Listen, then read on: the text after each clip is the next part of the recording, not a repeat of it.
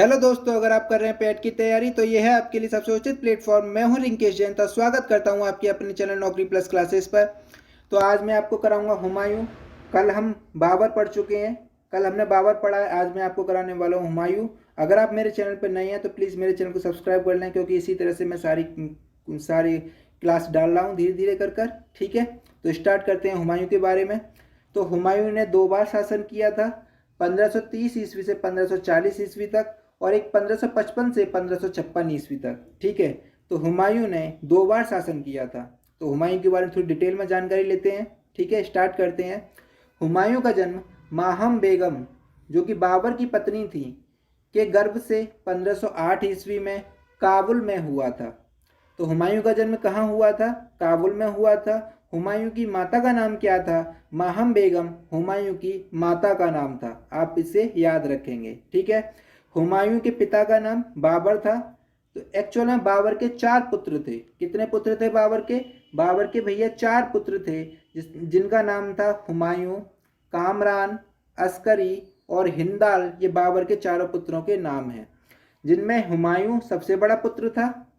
तो बाबर ने अपनी मृत्यु से पहले ही हुमायूं को अपना उत्तराधिकारी बना दिया था।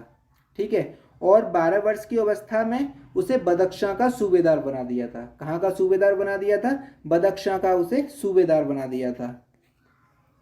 फिर 26 दिसंबर 1530 ईस्वी को बाबर की मृत्यु हो गई, और 30 दिसंबर 1530 ईस्वी को 22 वर्ष की अवस्था में ये आगरा के सिंहासन पर बैठ गया था। ठीक है, आगरा के सिंहासन पर 22 वर्ष की अवस्था में बैठ गया था। 1530 ईस्वी को बैठा था। आपको ये याद रखनी होगी, डेट नहीं, आपको ये सन याद रखनी होगी। 1530 ईस्वी को आगरा के सिंहासन पर बैठ गया था। ठीक है, आगे चलते हैं। शासक बनने के बाद हुमायूं ने अपने भाइयों को भूप्रदेश प्रदान किए थे, जिनमें अस्करी को संभल दिया था, हिंदाल को मेवात दिया था, और कामरान को काबुल और कांधार दिया था। कौन क्या क्या दिया था?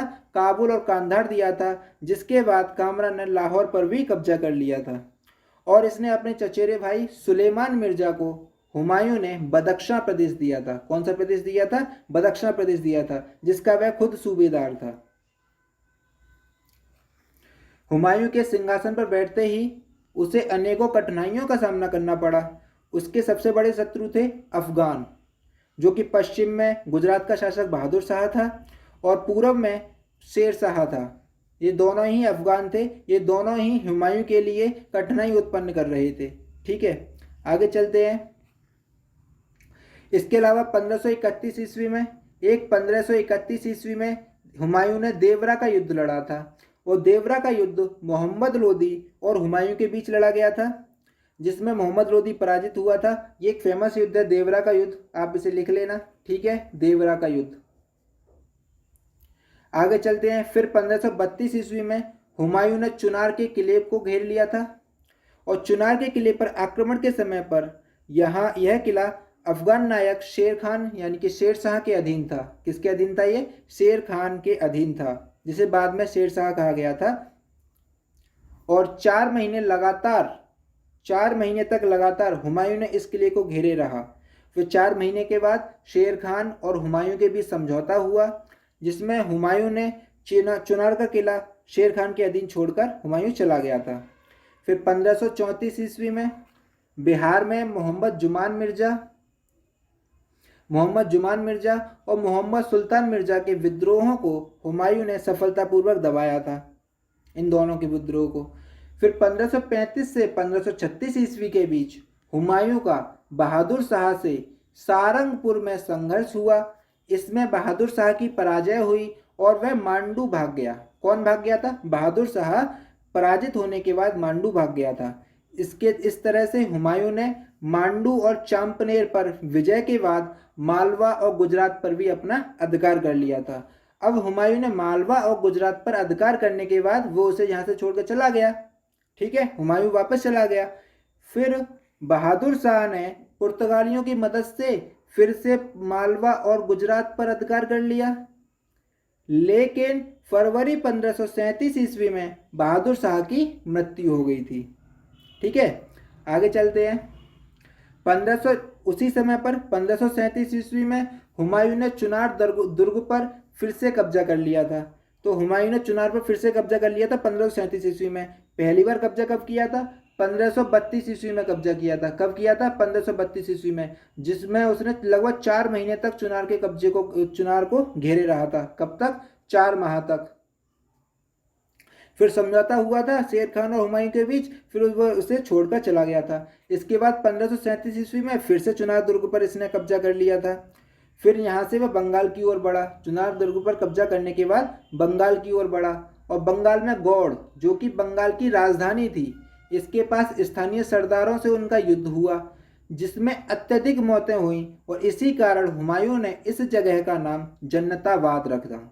क्या रखा? जन्नताबाद रखा। जन्नताबाद इसने इसका नाम क्यों रखा इस जगह का नाम? क्योंकि यहाँ पर अत्यधिक मौतें हुई थी, ज़्यादा मौतें हुई थी, जिसकी वजह से इसका नाम जन्नताबाद रख दिया था। आगे चलते हैं। बंगाल से लौटते समय हुमायूं और शेर खान के बीच चौसा नामक स्थान पर 27 जून 1539 ईस्वी को युद्ध हुआ।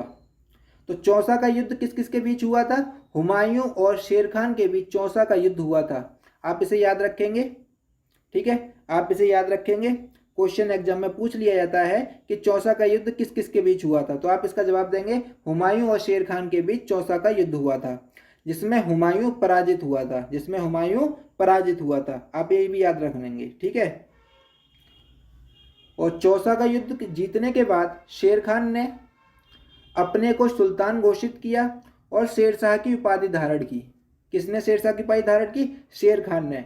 और इसने अपने नाम पर खुतबे पढ़वाए और सिक्के ढलवाने का आदेश भी दिया था। इसके बाद हुमायूं ने हुमायूं की जान, एक निजाम ने सहायता की थी हुमायूं की जान बचाने में। और कहा जाता है जिस भिश्ती ने हुमायूं की जान बचाई थी, उसे हुमायूं ने एक दिन का बादशाह बनाया था और भिश्ती ने चमड़े के सिक्के जारी किए थे। उस एक दिन के बादशाह ने चमड़े के सिक्के जारी किए थे और इसका उल्लेख हमें गुलबदन की हुमायूंनामा से मिलता है। ठीक है, किससे मिलता है? हुमायूंनामा से मिलता है, जिसे किसने रचा था? गुलबदन ने रचा था। इसके बाद अपनी पराजय का बदला लेने के लिए हुमायूं ने 1540 ईस्वी में हुमायूं ने अपने भाई हिंदाल और अस्करी की सहायता से बिलग्राम कन्नौज को जीतना चाहा। किसको जीतना चाहा? कन्नौज को, जो कि बिलग्राम को जीतना चाहा, जो बिलग्राम कहाँ पर है? वो कन्नौज में है।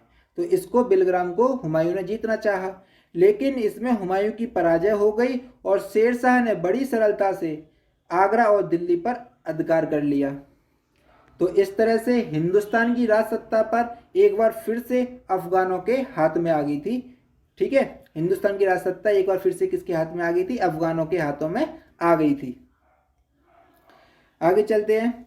अपनी पराजय के बाद हुमायूं सिंध होता हुआ ईरान के शाह के पास चला गया। कहाँ चला गया था? ईरान में चला गया था। उससे पहले उसने मीर अली अकबर की पुत्री हमीदा बानो बेगम से 1541 ईस्वी में निकाह किया और उसी दौरान अमरकोट के शासक के पास शरण लेने के दौरान हमीदा बानो ने 1542 ईस्वी में अकबर जैसे महान सम्राट को जन्म दिया था। तो अकबर की माता का नाम क्या था? हमीदा बानो अकबर की माता का नाम था। अकबर का जन्म कहाँ हुआ था? अमरकोट के शासक के पास, यानी कि अमरकोट में अकबर का जन्म हुआ था। इसे आप याद रखेंगे। ठीक है, आगे चलते हैं। हुमायूं ने 1545 ईस्वी में ईरान के शासक की मदद से कंधार और काबुल पर कब्जा कर लिया था। किस पर कब्जा कर लिया था? कंधार और काबुल पर कब्जा कर लिया था 1545 ईस्वी में।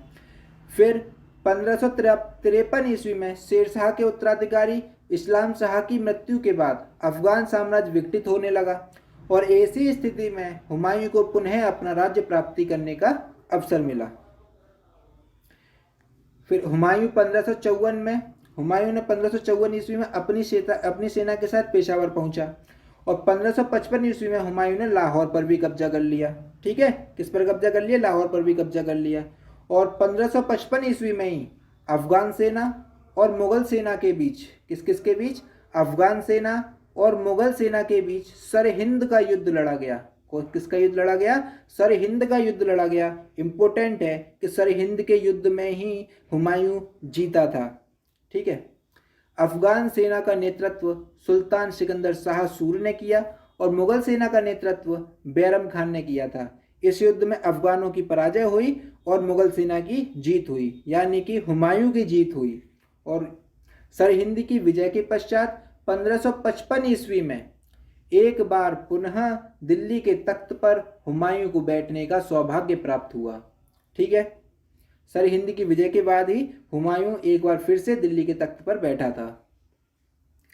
1533 ईस्वी में हुमायूं ने दीन पनाह नामक नए नगर की स्थापना की थी और हुमायूं के दूसरी बार बादशाह बनने के एक साल बाद, यानी कि 1555 ईस्वी में हुमायूं बादशाह बना था और 1555 ईस्वी में हुमायूं बादशाह बना था और इसके एक साल बाद यानी कि 1556 ईस्वी में, कब? 1556 ईस्वी में, इसे आप लिख लेंगे 1556। ठीक है। 1556 ईस्वी में दीन पनाह भवन में स्थित पुस्तकालय शेर मंडल की सीढ़ियों से गिरने के कारण हुमायूं की मृत्यु हो गई थी। हुमायूं की कब्र ईरानी संस्कृति से प्रभावित है, जिसका वास्तुकार मिर्जा व्यास बेग था। कौन था? मिर्जा व्यास बेग था। और यह उसकी पत्नी हमीदा बानो बेगम की हुमायूं को अमूल्य भेंट थी। यह मकबरा कहाँ पर है? दिल्ली में स्थित है। कहाँ पर स्थित है ये? दिल्ली में स्थित है। और हुमायूं नामा की रचनी गुलबदन बेगम ने की थी। किसने की थी? गुलबदन बेगम ने की थी। ये हुमायूं की सौतेली बहन थी, इसे आप काट लेना, ये पत्नी नहीं थी, सौतेली बहन थी। कौन थी ये? ये हुमायूं की सौतेली बहन थी। आप इसे लिख लेंगे। ठीक है। तो गुलबदन बेगम हुमायूं की सौतेली बहन थी। ठीक है। इसके अलावा हुमायूं ज्योतिष में विश्वास करता था और इसलिए इसने सप्ताह के 7 दिन 7 रंग के कपड़े पहनने के नियम बनाए थे। ठीक है। तो इस तरह से हमारा हुमायूं पूरा खत्म होता है। मिलते हैं आपको अगली वीडियो में। ठीक है। अगर आपको मेरी वीडियो अच्छी लगी है, मेरा कंटेंट अच्छा लगा है, तो प्लीज़ मेरे चैनल को सब्सक्राइब करें, लाइक करें, शेयर करें और मुझे सपोर्ट करें। ठीक है।